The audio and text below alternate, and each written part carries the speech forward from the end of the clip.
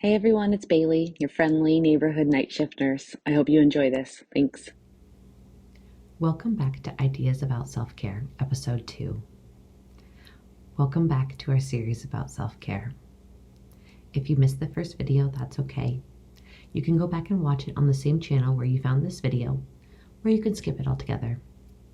The whole point of the series is to give you small, usable ideas to improve the self-care you're already doing, not to burden you with more work. Please do this module when you have time and you're interested. It is meant to be helpful, and if you aren't in the headspace to hear this, that's okay. A housekeeping note: my style of teaching, sharing, or therapy, whatever you want to call it, involves using myself as an example and oversharing. I try to make things relatable and easy to think about. Part of that means giving you engaging examples. Personal stories tend to be more engaging than made-up ones. And who doesn't like getting to learn weird things about other people? Today we're going to talk about the circle of control, or the control circles, as my mom calls them. Sounds like a grade school behavior management activity. Well, it kind of is. That doesn't mean it's not helpful for everyone, and we'll talk more about that later.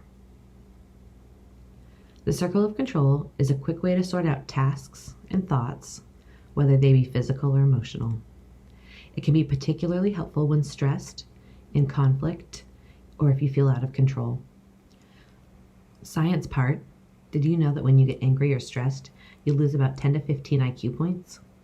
Our prefrontal cortex, the adulting part of our brain, also shuts down, and blood flows to the amygdala, the reality show part of our brain, and it takes over.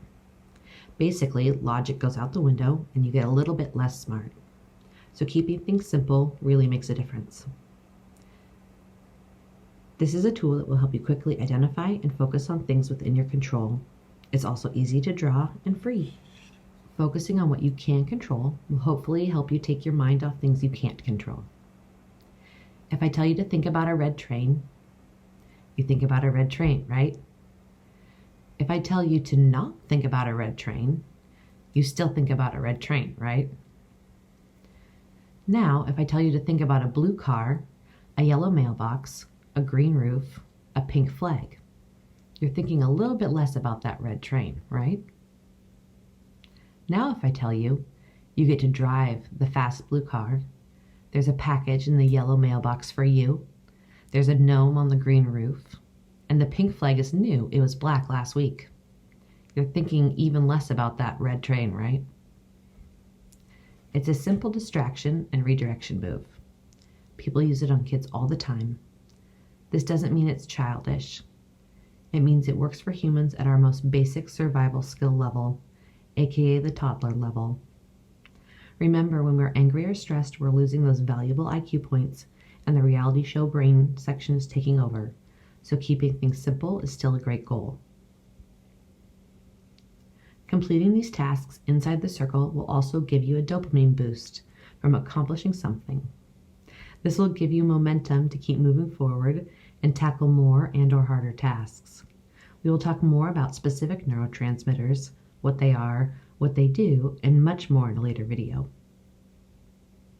There's also new research that when we trigger either a dopamine or serotonin release, they may trigger one another. So 2 for the price of 1. Now back to our originally scheduled program, the circle. If anyone was here right now, they might say, "Bailey, how do you use this fancy circle?" My response would be, "Why, I'm so glad you asked."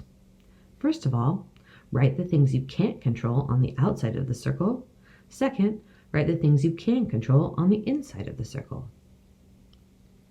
Let's talk through some examples. We can use me as an example. Shocking, right?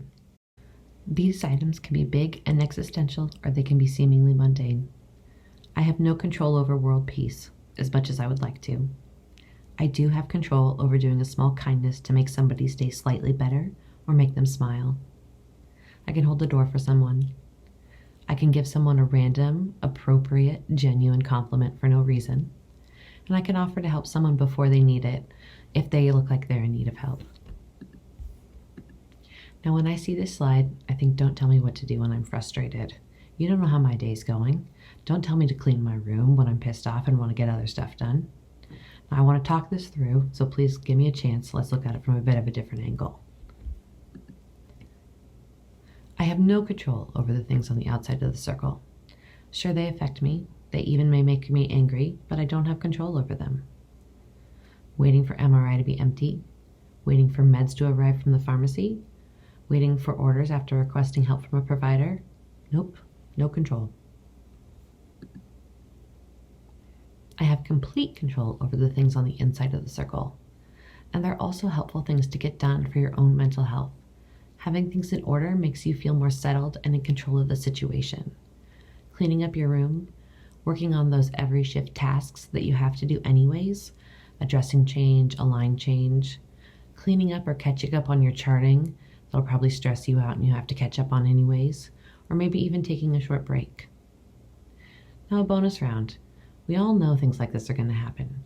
What if you came up with a little list of things to do when these types of situations came up, so you had a plan to deal with this instead of getting frustrated in the first place? Now it's a lot to ask, but maybe.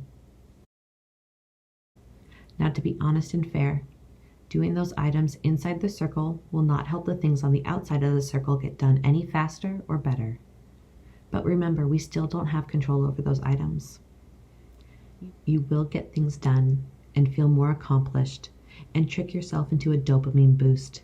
And eventually all those other things tend to happen, or not. Well, no promises on the world peace example, as I am not in control of that. I've never seen anything happen faster by someone standing around being stressed or angry. Have you?